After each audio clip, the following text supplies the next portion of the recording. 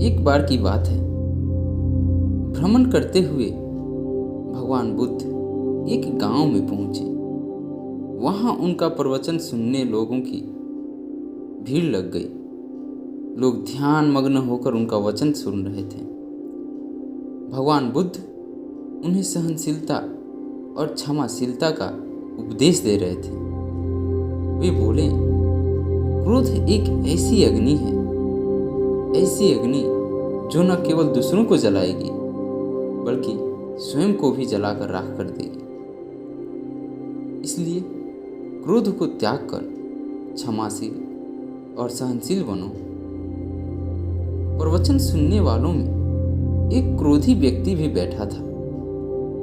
भगवान बुद्ध के वचन सुनकर उसका क्रोध बढ़ने लगा।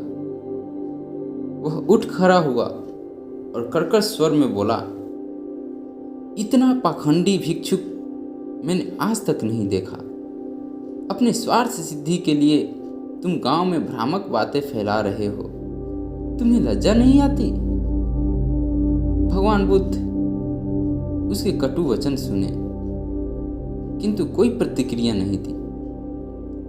वे उतने ही शांत चित्त दिखाई दे रहे थे जितने पहले थे। यह देख क्रोधी व्यक्ति का क्रोध और बढ़ गया और वो भगवान बुद्ध के मुख पर थूक कर चला गया। भगवान बुद्ध तब भी शांत रहे। उन्होंने प्रवचन समाप्त किया और शिष्यों सहित दूसरे गांव की ओर चल पड़े। घर आने के बाद क्रोधी व्यक्ति बहुत देर तक भगवान बुद्ध के बारे में सोचता रहा। क्रोधवश वह जाने क्या क्या उन्हें कह आया था, किंतु उन्होंने उसके विरुद्ध कंठ से एक शब्द भी नहीं निकले। उसका क्रोध उतरने लगा और मन ही मन पछताने लगा। वह तत्काल उसी स्थान पर पहुंचा जहां भगवान बुद्ध प्रवचन दे रहे थे, मगर उसे उनके प्रस्थान की सूचना मिली। सारी रात वह स्वयं को कोसता रहा। अगले दिन गांव वालों से पूछकर वह भागा भागा पड़ोसी गांव में पहुंचा जहां भगवान बुद्ध प्रवचन दे रहे थे। उसने भगवान बुद्ध के चरण पकड़ लिए और रोते हुए उनसे क्षमा याचना करने लगा। बुद्ध ने विस्मय से उसे देखते हुए पूछा, कौन हो तुम? क्यों मेरे पैरों में गिरकर क्षमा याचना कर रहे हो? उठ जाओ बंधु। उस व्यक्ति को भगवान बुद्ध के मुख पर परिचय के कोई भाव दिखाई न पड़े। वह बोला, हे महात्मा, आपने मुझे नहीं पहचाना? मैं वही व्यक्ति हूं जिसने कल आपके साथ दुर्व्यवहार किया था। मैं आपसे क्षमा मांगने आया हूं गुरुवर।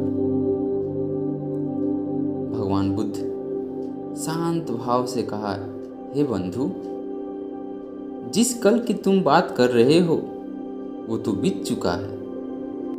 मैं उस कल की सारी घटनाएं और बातें छोड़कर आगे बढ़ चुका हूं। अब मैं वर्तमान में हूं। तुम क्यों उस कल में ठहरे हुए हो? तुमने कल जो किया उसका पश्चाताप कर चुके हो। तुम्हारा हृदय शुद्ध हो चुका है।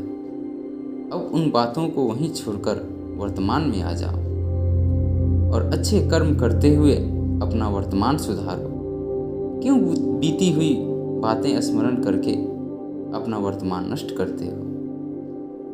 भगवान बुद्ध की बातें सुनकर उस व्यक्ति की आंखों से आंसू बहने लगे। उनका नमन करते हुए बोला, महात्मा, अब मैं क्रोध को त्याग कर प्रेम और करुणा का जीवन में समावेश करूंगा। अपने कर्मों से जीवन को बेहतर बनाऊंगा ताकि जीवन में किसी बात का पश्चाताप न रहे।